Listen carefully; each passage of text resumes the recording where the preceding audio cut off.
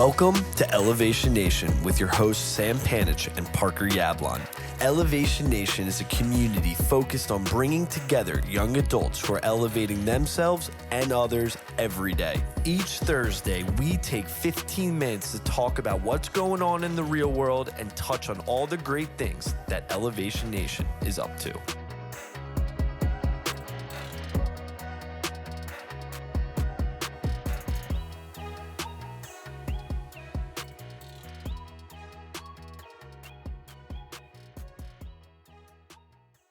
What's going on, Elevation Nation? We are back for another Fortitude 15. It is July 23rd, 2026. There's a bug going around right now. Sam, I know you're not feeling great. All right, how you doing? I'm glad you showed up today. That's what matters. You showed up for Fortitude 15. I mean, priority number one, talking to Parker. We push through, stomachs in shambles, very achy, but we persevere. That's mental fortitude. I'm excited for our topic today, Parker. What do we got in store for this episode of Fortitude 15? As a reminder, Elevation Nation, we're going with a new style and format of Fortitude 15. We got the 3 segments. So today we're going to talk about someone who we find elevating so many people, and it's going to be someone that you know. So today we're starting with someone who we talk about in our keynote, someone who has taken the world by storm, especially the last couple of years, Noah Kahan. Dude, he's coming off of some of the most legendary concerts that not only he's done, but like in the history of rock. You know, the other week at Fenway Park, he did 4 straight nights, sold out, 150 plus thousand fans. And they even declared, I think the Massachusetts governor even declared a Noah Kahan Day. Think about that.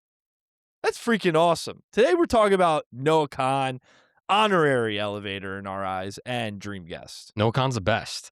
I'm so proud of all of his success, and I think he embodies a lot of what we talk about here at Elevation Nation, Parker, with the struggle of being a young adult, the mental health issues that plague so many young people, and most importantly, he is so authentically himself. And I think that's why people resonate with him and really love his message and story. And so, yeah, today we're talking all about Noah Kahan. The Great Divide just went platinum, the fastest Americana folk album ever to do it. He, of course, dropped his Netflix documentary that we've spoken about multiple times, Out of Body, where he just gets brutally honest about his life, about his struggles, about his mental health, and about him, his family, what makes him tick. He, of course, has his non-profit, the Busy Head Project. It's raised nearly $7 million for mental health access. He's turned his lowest moments into his entire brand, from his nonprofit, from his albums and his documentary, and certainly his social media. Sound familiar? Because that's what we've been doing here at Elevation Nation, just without the banjos. A lot of similarities between us and Noah. What do you think, Parker? And like the voice of God and dreadlocks. We haven't done the dreadlocks. He does dreadlocks. Those are not dreadlocks, buddy. Those are called cornrows. Sorry, cornrows. I apologize. Cornrows. My bad. But yeah, they're pretty good. They're pretty Cancel awesome. them. What? I mean, I mixed up. Sorry. Okay. But let's talk a little bit more about Noah Kahan, because I do think if you've seen the documentary that came out on Netflix a couple months ago, you'll understand that he definitely, it hasn't all been rainbows and sunshine for Noah Kahan. Little backstory for you all, Elevation Nation. If you were in our keynotes, you know this story because we've talked about it. And if you haven't seen the documentary, it'll tell you about it. Noah was a great musician. In middle school and high school, he was so great that he got a record deal in high school. And he didn't even need to go to college. And Sam, you and I both know, like, right from the get-go, he had this pedestal, this, like, chip on his shoulder to make it as a musician, right? He becomes a professional musician just in high school as a teenager. Moves out to L.A., and things get really challenging for him. It's really hard, you know, instead of thinking, wow, I made it, I have a record deal. It's like, damn, I'm just trying to find ways to make a living by doing the thing that I feel like I was put on this earth to do, which is play music and make people feel something through your music. It was very challenging for Noah, and he gets very open and vulnerable about those challenges. But what's really interesting is as a guy like Noah, who is so open and honest, he says that it's through looking inward that's helped him really elevate. And he talks through his story that during COVID, he was sent home, um, not sent home by like anyone else but himself, but like all of us during quarantine, we went home. And he's a musician, he can't play in front of people. Think about how hard that is as a musician. Like, that's what you put on this earth to do, essentially. That's how you make a living. You can't even play in front of people. And so he recalls in the documentary that at his home in Vermont, he would spend his time and his days up in his attic, like writing down his thoughts, his feelings. Am I good at writing music? Am I made for this? Can I do it?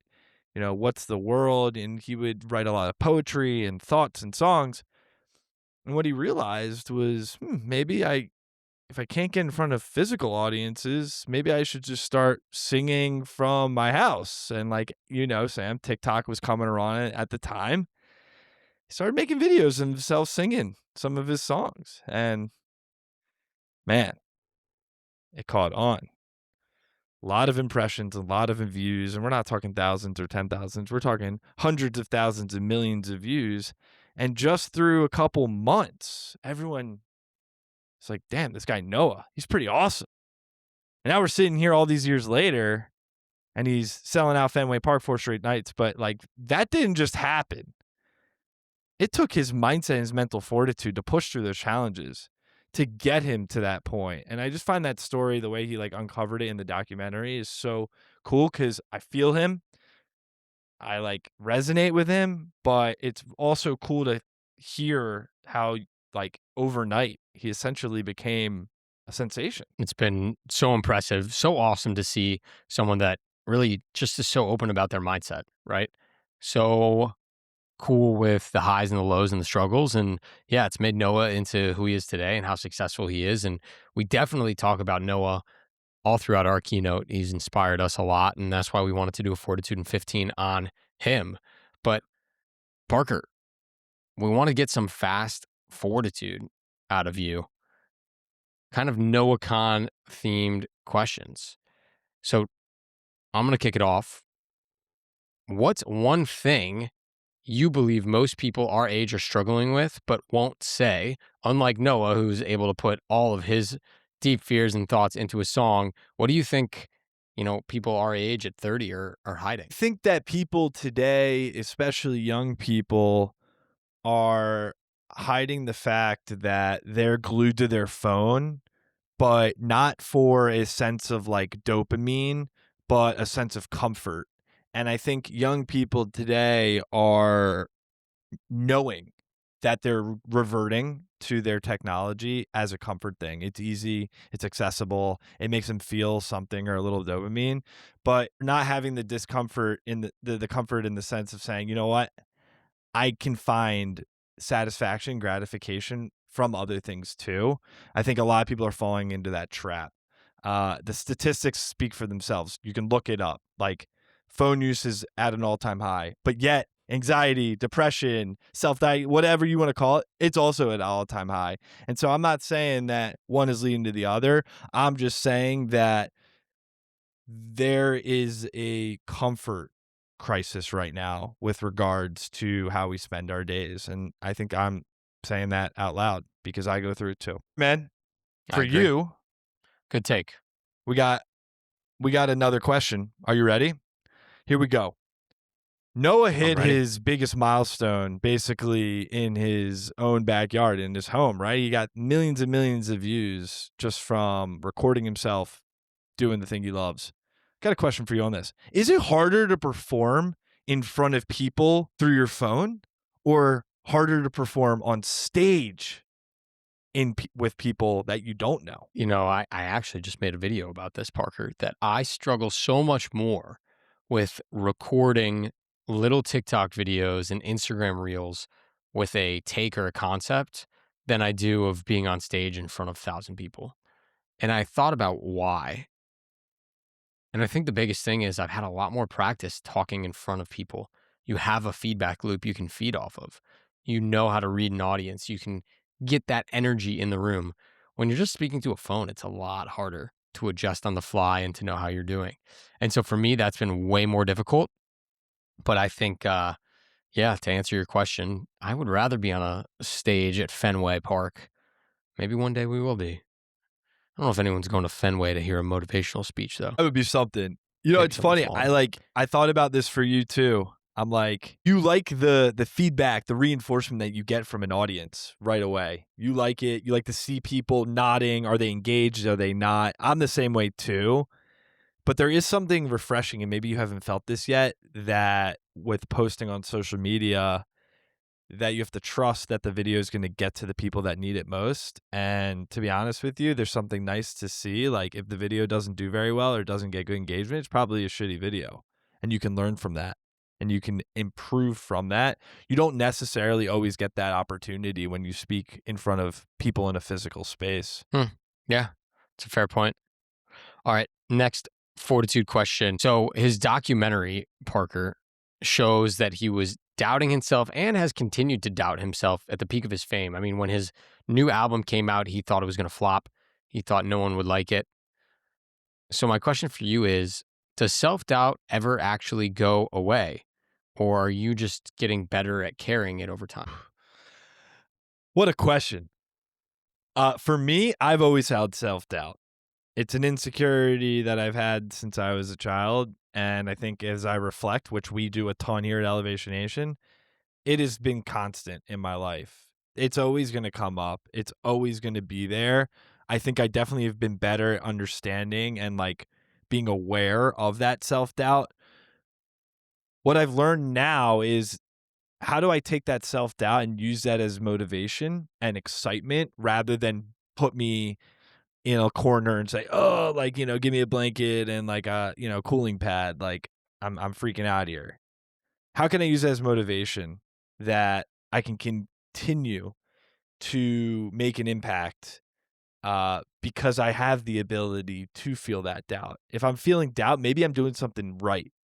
Maybe I'm in a place that I shouldn't be. Maybe I'm in a place where other people are much more legit than me. I use that maybe as motivation because that says, you know what? I'm feeling a little bit of discomfort for a reason, and maybe that's a good thing. Great question. Thank you. All right, we're gonna All right, what's play next, Parker? our little fun game here, Sam. I'm excited. I'm gonna be the game show host. You're gonna be Okay. the player. We're gonna play real or fake. I'm gonna read off some lines, some one words. You're gonna tell me if it's a line from Noah songs or it's fake. All right, you ready? Okay. I like this. Go ahead. All right, here's the first one. And if you can get the song, if it's a real one, you get double points. First one. And it's half my fault, but I just like to play the victim. That's a real lyric. You know the song? I'm gonna be honest, your Wi-Fi cut out. I just heard like the last two words, but I'm pretty sure it's a song. All right. It is a song from Stick Season. It's a real song from Stick Season. And it's half my fault, but I just like to play the victim. Good stuff, Sam. All right, next one. My father's silence taught me more than the sermon ever could. Not real. He doesn't have a good relationship with his father. Fake. You got it. Fake. Fake song. Fake lyric. Good stuff, Sam. All right, next up. I outgrew the town, but the town never noticed I was gone. It's fake. Got you on that one. I wrote that. I was like, I'm going to be a poet. I'm going to be Sure, I lyrics. got you. All right, I'm feeling good. All right, you ready? Next one. You're no more important than an insect on a window. That's real. That's Orbiter. Ooh, double points for Sam. Let's go. Double points for Sam. That is a real lyric. All right, next one. We got a couple more. Okay. Sorry, I'm trying to focus on this rather than the freaking outline. This is like, it's so hard with the delay. Okay, the next one we got is I left my heart in a Dunkin' parking lot. You kept the change. Well, Dunkin' is a very important culture item in the Northeast. I don't believe Dunkin' got any shout outs on the new or original album. So that is fake. But it's close. All right, But that is you good. know you're Noah I love a Kahan. Dunkin' heist. All right, last one. Here we go. That was good. Well done. Ain't holding breath. Ain't holding any faith at all. Real. For the song? Porch light. Look at you. You know you're Noah. You know you're You Noah all right? Kahan. Let's go. What? Yeah, you're right. You're right. Great stuff, Sam. I think you were 5 for 6. At least I stumped you on a fake one. You knew all your real ones, which is great. But if you haven't done so already, I highly recommend you, Elevation Nation. Check out Noah Kahan's documentary on Netflix. It's called Out of Body. It's so good. It's great. It gives more light into what we already talked about. And if you haven't heard his new album, you're missing out because it's literally like the most famous album of the year. Sam, fun episode. Wi-Fi needs to be improved. I'll have to have a conversation with Mr. Gary about that. We'll have a conversation about that a different day. Elevation Nation, till next week. Peace. Peace. Thanks for tuning in to Elevation Nation. If you enjoyed our conversation, hit that subscribe button to get notified when we release a new episode. If you would like to join Elevation Nation or get more information about the nation, please visit our website at www.elevationnation.io. Until next week, Elevation Nation, peace.